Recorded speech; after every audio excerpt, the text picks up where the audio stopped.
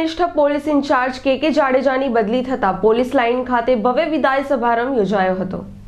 રાજકોટ જિલ્લાના ઉપલેટા પોલીસ સ્ટેશનમાં 2 વર્ષથી વધુ સમયગાળાની પૂરી ઈમાનદારીથી ફરજ બજાવતા નિષ્ઠાવાન પીઆઈ કે જાડેજાની રાજ્ય સરકાર દ્વારા CID ક્રાઇમ બ્રાન્ચમાં બદલી થતા ઉપલેટા પોલીસ લાઇન ખાતે તેમનો ભવ્ય વિદાય સમારંભ યોજવામાં આવ્યો હતો।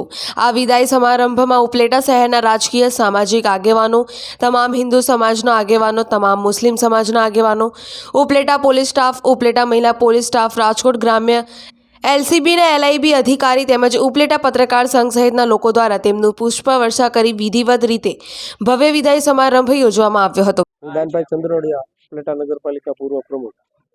આજ રોજ ઉપલેટા પોલીસ સ્ટેશનમાં કે જાડેજા સાહેબની બદલી થતા ટ્રાન્સફર થતા તેના વિદાય સમારંભ રાખવામાં આવેલ હતો। આ વિદાય સમારંભ ઉપલેટા પોલીસ લાઇનમાં રાખવામાં આવેલો હતો।